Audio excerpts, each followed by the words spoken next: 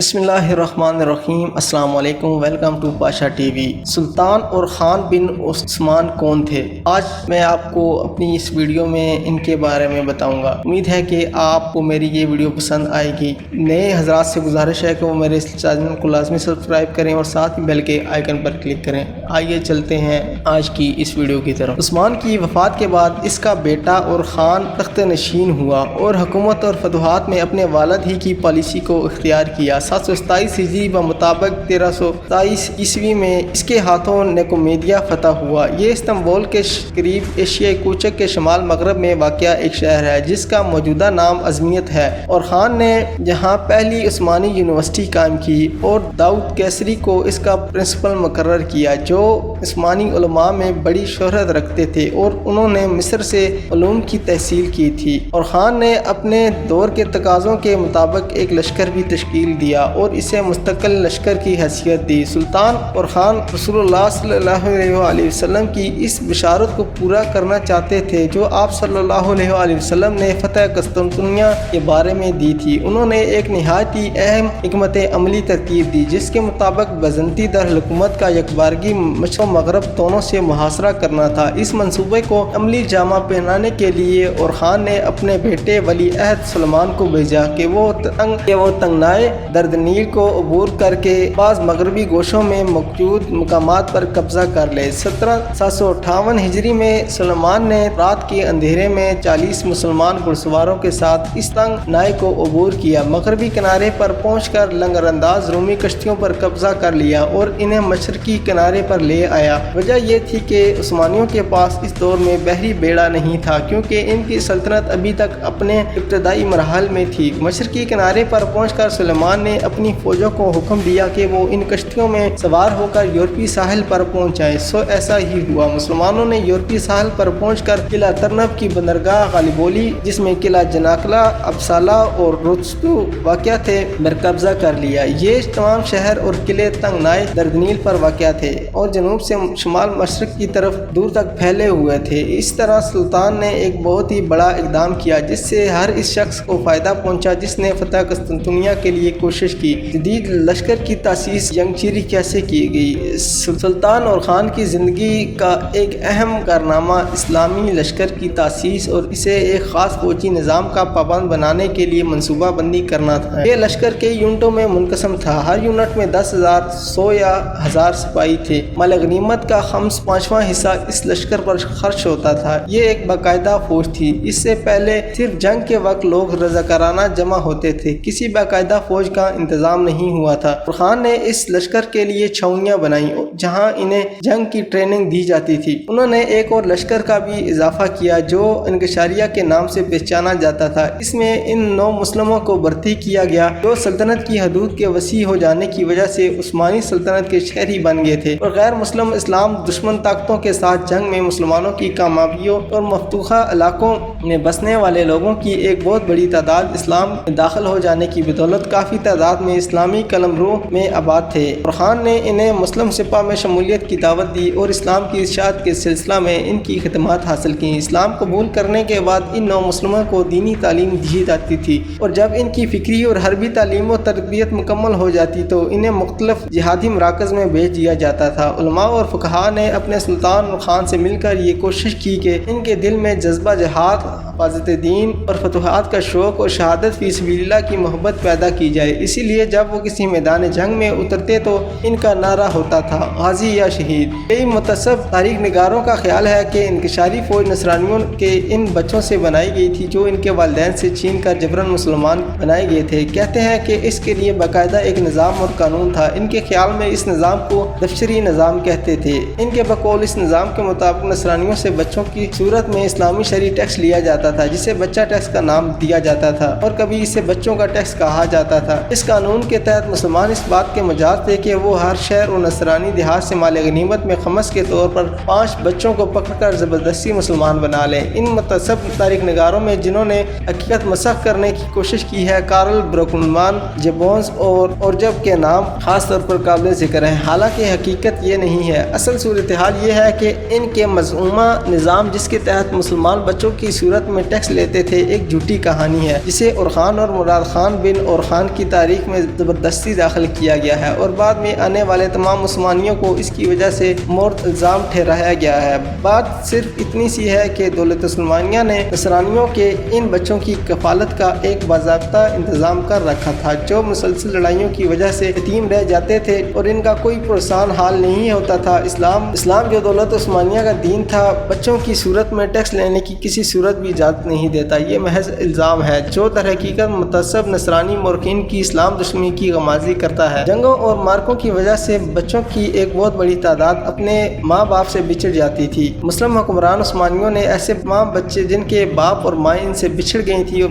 مفتوحہ شہروں کے گلی کوچوں میں آوارہ پھر رہے تھے، ان کی کفالت کا اہتمام کیا، ان کے روشن مستقبل کی انہیں ضمانت مہیا کی، اور روشن مستقبل کی دائمی ضمانت اسلام کے علاوہ کسی اور دین میں موجود آوارہ گرد بچے اسلام کو اپنے گلے کا زیور بنا لے تو صرف اس بات پر انہیں یہ جھوٹے لوگ یہ الزام دے سکتے ہیں کہ بچوں کو ان کے ماں باپ سے زبردستی چھین کر انہیں جبراً مسلمان بنا لیتے تھے۔ افسوس تو اس بات کا ہے کہ اس کذب بیانی، الزام تراشی، سفید جھوٹ اور بہتان عظیم کی کلی کھولنے کی بجائے بعض مسلم تاریخ نگار اپنے اسکولوں، کالجوں اور یونیورسٹیوں میں اس کا باقاعدہ درس دیتے تھے اور وہ اسے اس انداز سے اپنے طلباء کے سامنے بیان کرتے تھے کہ گویا یہ ایک مسلمہ حقیقت اور کھلی سچائی ہے۔ بہت سے مسلمان تاریخ نگار ایسے ہیں جنہوں نے ان متعصب مورخین کی کتب سے بہت زیادہ اثر قبول کیا ہے۔ ان میں سے بعض تو ایسے ہیں جن کی اسلام دشمنی کوئی ڈھکی چھپی بات نہیں ہے، سو یہ لوگ اس بہتان کا اپنی کتاب، ان میں سے ایک ایڈوکیٹ مورخ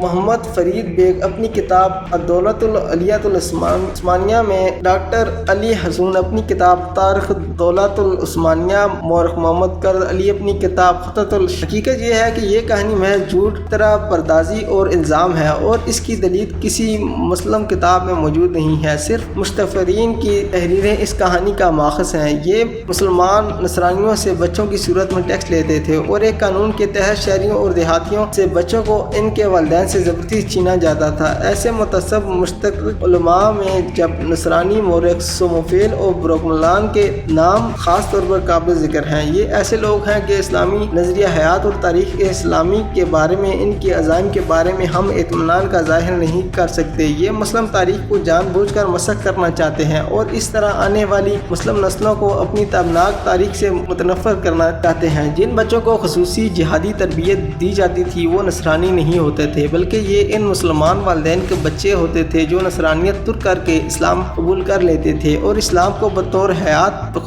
بخوشی اپنا لیتے تھے۔ یہ لوگ بخوشی اپنے بیٹے حاکم وقت کی خدمت میں پیش کر دیتے تھے تاکہ ان کی اسلامی اصولوں پر تعلیم و تربیت ہو سکے۔ رہے باقی بچے تو ان کا تعلق ان بچوں سے ہوتا تھا جو جنگوں میں یتیم رہ جاتے تھے اور ان کا کوئی پرسان حال نہیں ہوتا تھا۔ دولت عثمانیہ ایسے بچوں کو اپنا لیتی تھی اور ان کی اسلامی اصولوں پر تربیت کرتی تھی۔ اورخان بن عثمان نے جو جدید لشکر تشکیل دیا، در حقیقت وہ ایک باضابطہ جو ہر وقت قطع نظر حالت جنگ کے لیے تیار اپنی چھاؤنی میں موجود رہتا تھا۔ اس لشکر میں شاہی خاندان کے افراد کے علاوہ اس گروہ کے مجاہدین جو ہر وقت جہاد کی دعوت دینے والے کی آواز پر لبیک کہنے کے لیے تیار رہتے تھے، اور امرائے روم اور ان کے لشکری جن کے دل میں اسلام کا نور سمایا ہوا تھا اور وہ بہت اچھے مسلمان تھے، سب لوگ شامل تھے۔ اورخان جو ہی اس لشکر کی تنظیم سے فارغ ہوا تو وہ فوراً ایک عالم دین جو نہایت پارسا، صاحب یقین و تقویٰ کے حامل تھے کی خدمت میں حاضر ہوئے اور ان سے دعائے خیر کی درخواست تھی۔ یہ عالم ربانی الحجداد تاش تھے۔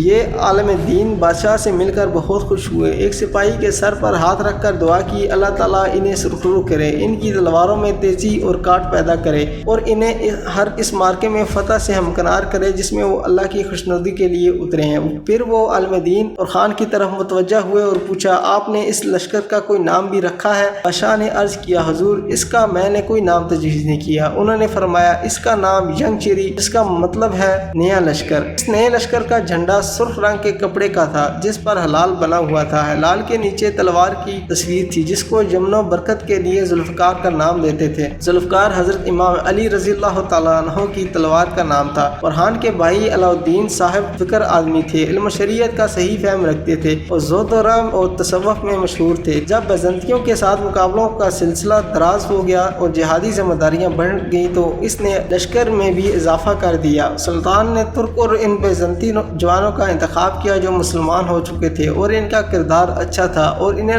لشکر میں بھرتی کر دیا۔ پھر ان کی اسلامی اصولوں پر جہادی تربیت کی اور پھر یوں نئے لشکر کی تعداد بڑھ کر کئی ہزار مجاہدین تک پہنچ گئی۔ اورخان اور علاؤالدین اس بات پر متفق ہے کہ نئے لشکر کی تشکیل کا مقصد اور ہدف بیزنطیوں کے خلاف سلسلہ جہاد کو قائم کرنا تھا اور اسلام کی نشر و اشاعت کے لیے ان کے علاقوں کو زیادہ سے زیادہ اپنی قلم رو میں شامل کرنا ہونا چاہیے اور ان بیزنطیوں سے استفادہ کرنا ہو جو ترویج اسلام کی مہم میں مسلمان ہو چکے تھے۔ نیز ان نو مسلموں اور اسلامی جہاد کی تربیت دینا، ان کے دلوں میں اسلامی تہذیب کا شوق اور جہاد فی سبیل اللہ کا جذبہ پیدا کرنا تھا۔ الغرض سلطان اورخان نے کسی ایک بھی نصرانی بچے کو اس کے ماں باپ سے نہیں چھینا اور ایک بھی نصرانی بچے کو اسلام قبول کرنے کے لیے مجبور نہیں کیا۔ برکلمان اور جمبوز جو کچھ گمان کرتے ہیں وہ کھلا جھوٹ ہے اور بہتان ہے۔ ہماری تاریخی کتابوں کو اس طرح کے بے بنیاد الزامات سے پاک ہونا چاہیے۔ علمی امانت اور اسلامی بھائی چارہ کا تقاضا یہ ہے کہ ہر غیرت مند مسلمان بالخصوص علماء، تعلیم یافتہ طبقہ، مفکرین، مورخین، اساتذہ،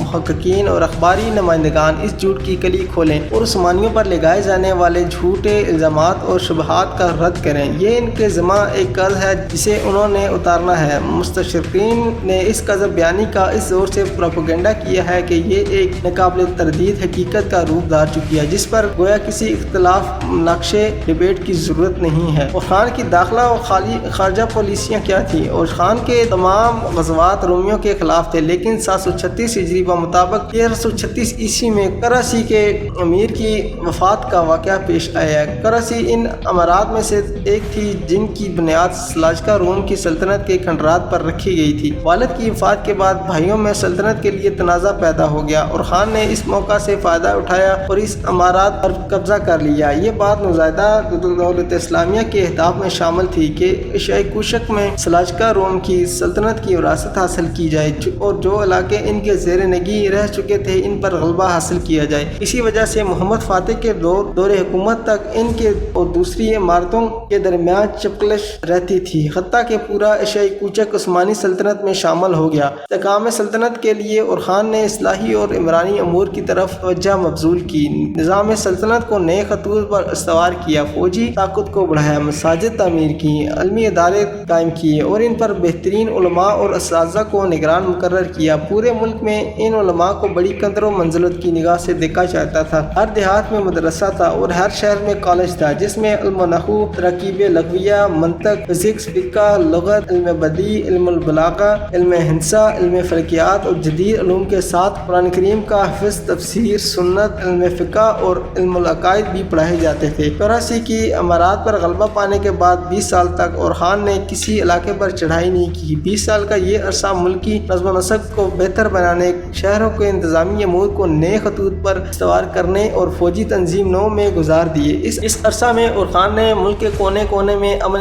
عامہ کی صورتحال کو بہتر بنایا، مسجدیں تعمیر کی اور ان کی ضروریات کے لیے محکمہ اوقاف تشکیل دیا اور ایسے وسیع پبلک ادارے بنائے جو اورخان کی عظمت، شان، تقویٰ اور دانائی کا پتہ دیتے ہیں۔ انہوں نے اپنی سلطنت کی توسیع کے لیے جنگ پر جنگ کرنے میں پالیسی اختیار نہیں کی، بلکہ اپنے زیر نگی علاقوں میں حکومتی استحکام کے حریص رہے اور وہ علاقہ جو فتح کیا اس پر ہر شہری عسکری، تربیتی اور ثقافتی چھاپ لگانے کی کوشش کی۔ اسی وجہ سے ہر نئی زمین ان کی سلطنت کا اٹوٹ انگ بن گئی اور باہمی اتحاد و یگانگت کی وجہ سے ایشیائی کوچک میں سلطنت عثمانیہ کے علاقے ایک مثال بن گئے۔ یہ چیز اورخان کی فراست، سلطنت کی تعمیر و ترقی میں تدریجی پالیسی کو مکمل طور پر اپنانے، تہذیب کے قیام اور معاشروں کے احیاء کی بہت بڑی دلیل ہے۔ اورخان داخلی امن و استحکام سے فارغ ہی ہوا تھا کہ دولت بزنطینیہ کے اندر حکومت کے بارے جھگڑا پیدا ہو گیا اور شہنشاہ کنتاکوزینوس نے اپنے مخالف کے مقابلے میں اورخان سے مدد طلب کی۔ سلطان کے لیے یہ بہت اہم موقع تھا۔ انہوں نے یورپ میں عثمانی نفوذ کو مستحکم کرنے کے لیے اپنی فوجیں روانہ کی۔ 1358 عیسوی میں تراکیہ کے شہر میں زلزلہ آیا اور اس زلزلے نے غلیبولی کی دیواریں ہلا کر رکھ دیں، جس کی وجہ سے یہاں کی آبادی علاقہ چھوڑنے پر مجبور ہو گئی۔ عثمانیوں کے لیے اب شہر میں داخل ہونا بالکل آسان ہو گیا تھا۔ بیزنطی مسیح شہنشاہ نے بہت احتجاج کیا لیکن بے سود، اور خان نے جواب دیا۔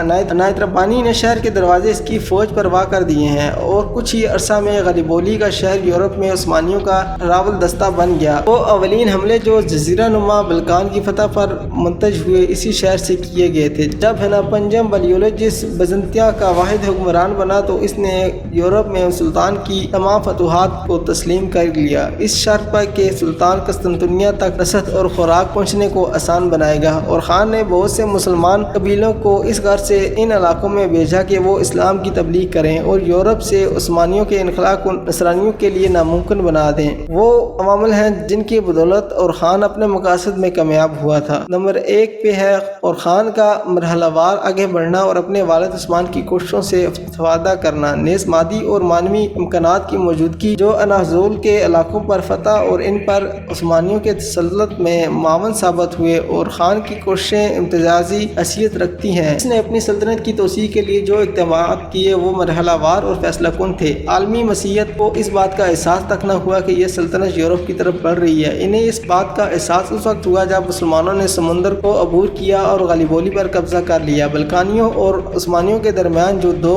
روبرو لڑائیاں ہوئیں ان میں عثمانیہ کو جو امتیاز حاصل تھا وہ بھی ان کی کامیابی کا ایک اہم مرکہ ہے۔ عثمانیوں کی صفوں میں اتحاد تھا، دینی اور فکری لحاظ سے یہ ایک تھے۔ پوری فوج سنی مذہب پر یقین رکھتی تھی۔ بیزنطی سلطنت مرحلہ الزملات میں تھی۔